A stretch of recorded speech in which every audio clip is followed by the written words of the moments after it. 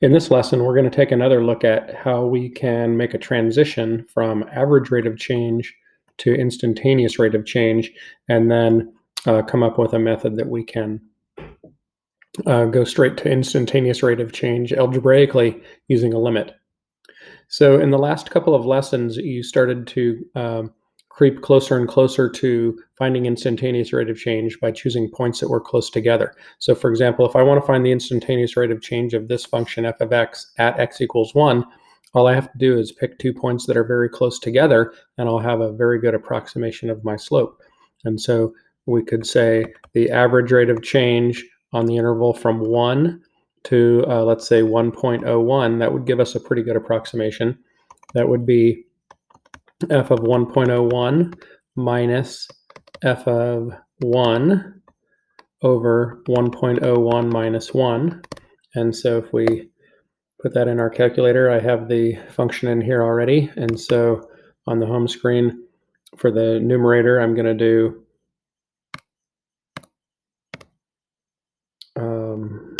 variables, y variables, function y1 evaluated at 1.01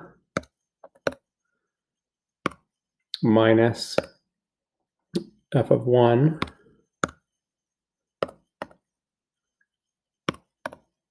so there's f of 1.01 minus f of 1, and that is 0.0201.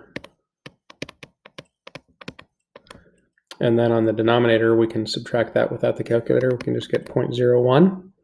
And then if I do that division, then I get 2.01. And so that gives us a pretty good approximation of what the slope of this curve is. So what we're really doing is, if we're taking this parabola and we want to get really close to, we want to find the slope of the tangent line at that one. That's what the instantaneous rate of change is. It's the slope of that tangent line. And so this is at the point 1, 4. And so what we're doing is we're picking another point on the curve that's pretty close.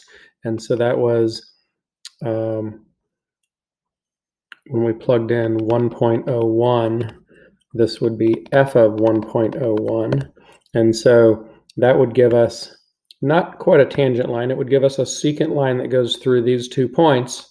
But then we, as this point moves closer and closer to this point, then the slope of the tangent line will get closer and closer, or the slope of this red secant line will get closer and closer to the slope of the actual tangent line. And that's what we're trying to achieve. So our approximation was 2.01, and we could get an even better approximation if we let that point creep even closer to 1. Instead of 1.01, I could do 1.001. So the average rate of change there, that would be f of 1.001 minus f of 1 over 1.001 minus 1. And if we do that entire quotient on the calculator, we would have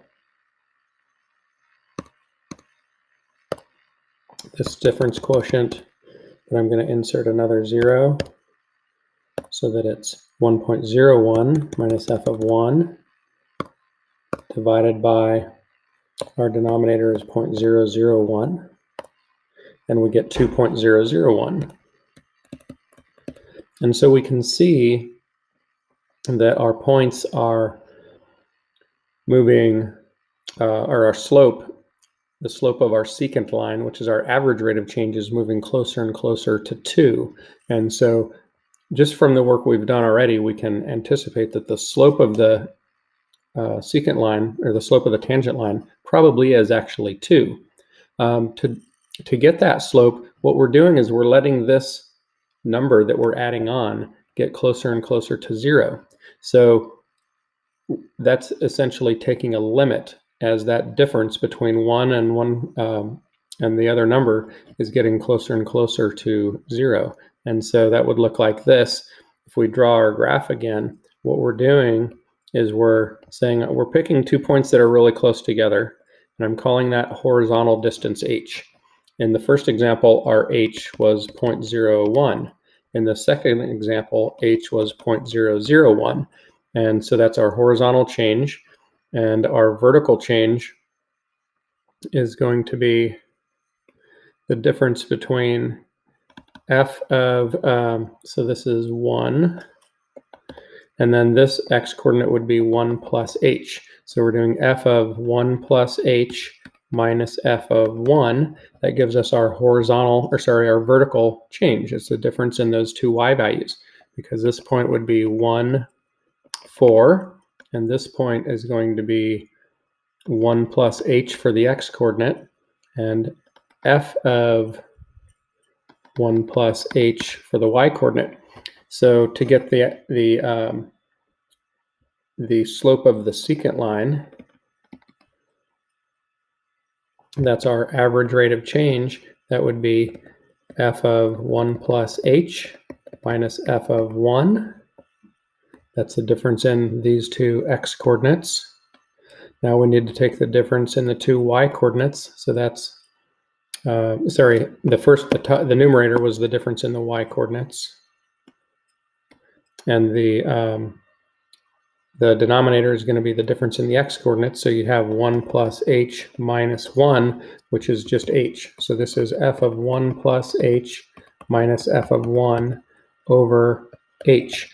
And these numbers will always cancel no matter what your function is. And so we're always just going to have h. H is our horizontal change, so that makes sense that our denominator is just h. Okay, and so then what we're doing to get an exact answer of 2 is we're taking a limit as that horizontal distance approaches 0. So we're trying to take this point here and move it closer and closer to this point. And so that means our horizontal spacing, or our h value, is shrinking to 0. And that'll give us the slope of the tangent line. And so what we're saying then is the slope of the tangent line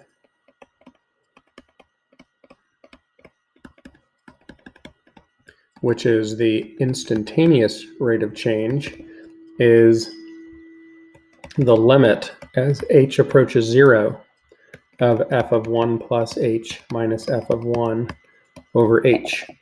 And so now is where we're going to see how we can use the practice that we got a couple of sections back on evaluating limits. Now we're going to see how that can be used to find the instantaneous rate of change. So we know that our function is x squared plus 3. So this is what we have now. We have our instantaneous rate of change is the limit as h approaches 0 of f of 1 plus h. This part would be 1 plus h squared plus 3, because that's what our function is. Our function says take whatever's in parentheses. If we look back up here, it says take whatever's in parentheses, square it, and then add 3. So that's what we're doing. We're taking what's in parentheses, we're squaring it and adding 3, and then we're going to take what's in parentheses again and square it and add 3. And then we'll divide by h. So when we're trying to find instantaneous rate of change from now on, we don't need to do this process of plugging in decimals that are really close. We can actually use the limit. And so now we just have some algebra work to do to evaluate this limit. And so that's what I want to really demonstrate in this video, is how you do the algebra associated with this. And so this is when you square 1 plus h, you get h squared plus 2h plus 1. And then we have this quantity is 4, so minus 4 over h. That's the limit as h approaches 0 of h squared plus 2h minus 3 over h.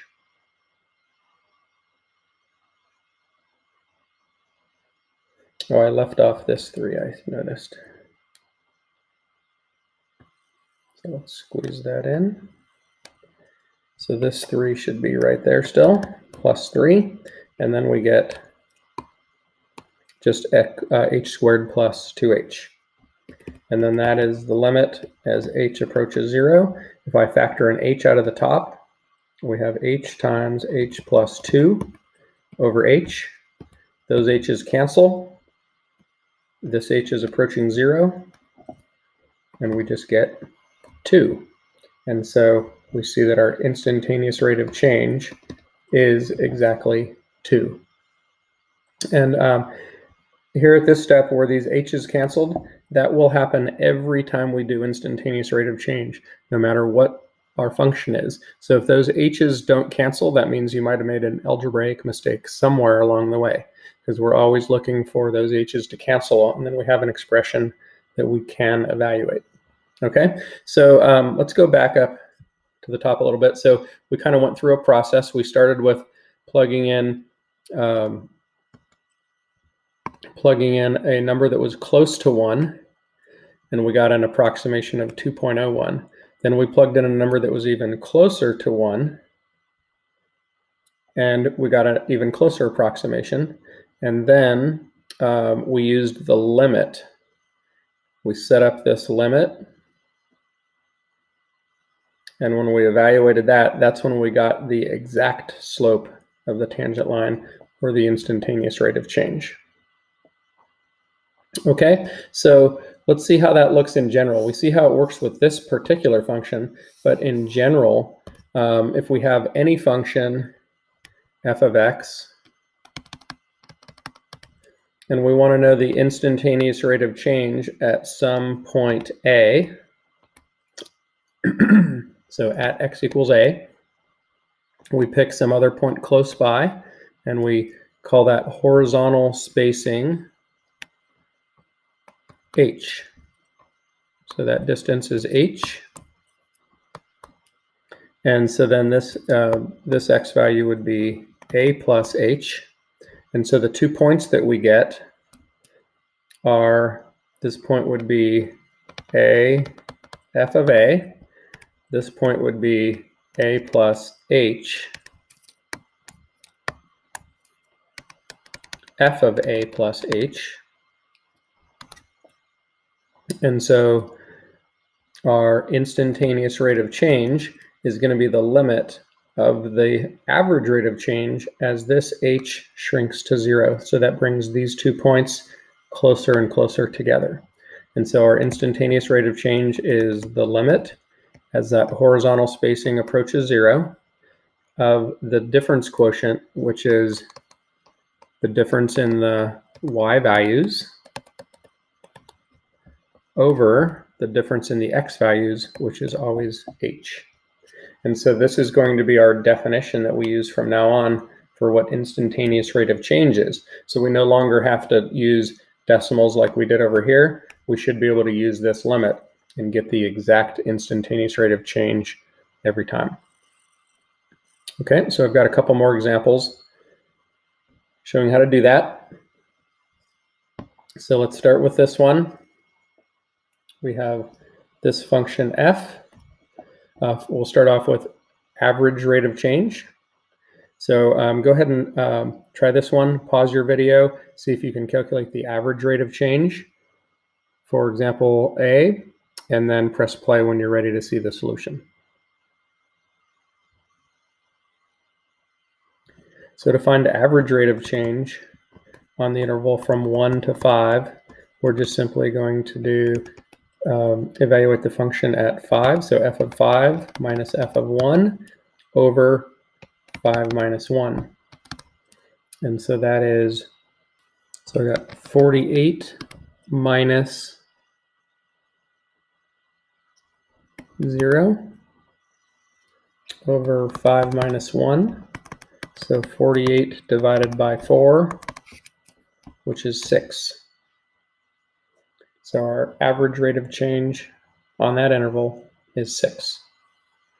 Now to find instantaneous rate of change at x equals 2, that's where we need to do a limit. We need to do the limit as h approaches 0.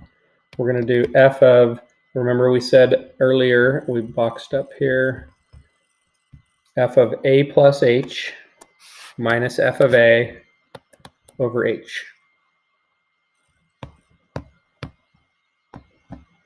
So this is going to be the limit of f of 2 plus h minus f of 2 divided by h. And our function is 3x squared minus 5x plus 2. So we're going to put this expression in place of these x's. So it's going to be 3 times 2 plus h squared minus 5 times 3, or 5 times 2 plus h plus 2. That's all this part is here. And now we need to do minus f of 2, and f of 2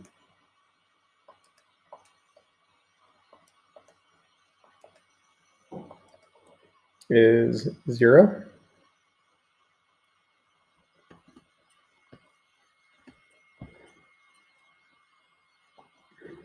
Over h. So we need a limit. Squeeze in the word limit there. Limit as h approaches 0. And so if we expand that out,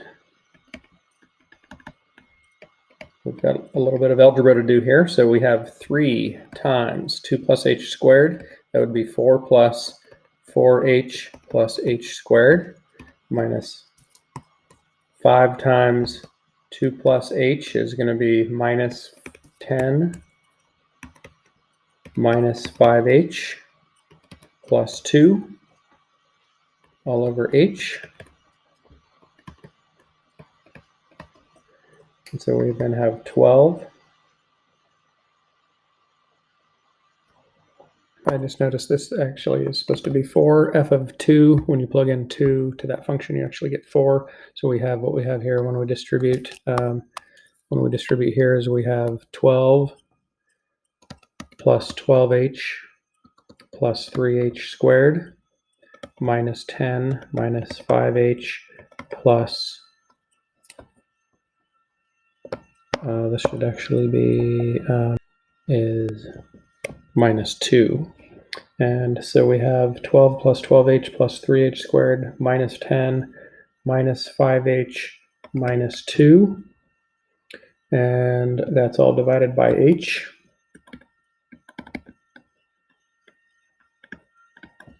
So then we have, if you look at the constants, 12 minus 12 is 0. So then we end up with 7h plus 3h squared over h.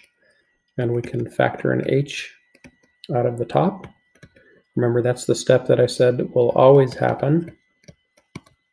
So if you don't have an h that you can factor out, then you might have made an algebraic mistake earlier. So I'll cancel those h's, and now we have the limit as h approaches 0 of 7 plus 3h.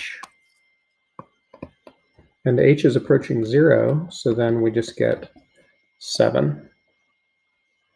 So that means the instantaneous rate of change is 7. Which means the slope of our tangent line is 7. So now we can move on to the last part of this problem, which is to find the equation of the tangent line. So if we know from here that the slope of our line is 7, and we know it goes through the point 2, 4, then we can write the equation of the line using point slope form. That would be y minus y1 equals m times x minus x1. So if you plug in 4 for the y value, our slope is 7, and plug in 2 for the x value, we have the equation of our tangent line. That can also be rewritten as y equals 7x minus 14 plus 4. So you get y equals 7x minus 10. So when you do problems like this algebraically, you can also check in Desmos to see if our tangent line looks correct. And so our original function was 3x squared minus 5x plus 2.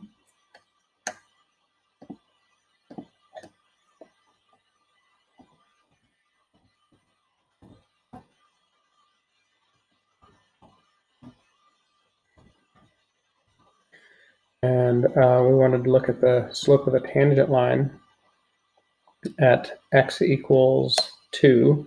So we could say, let's see, the answer we got was y equals 7x minus 10. So we can graph that and see if it actually is tangent.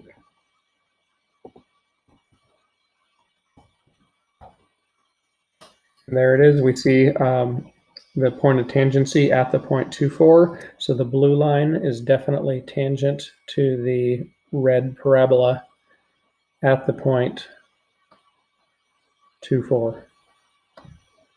So it looks like we did everything correct. At least it appears to be correct on the Desmos graph. So you can always check your algebraic answers using Desmos to see if the line that you got actually is tangent to the curve.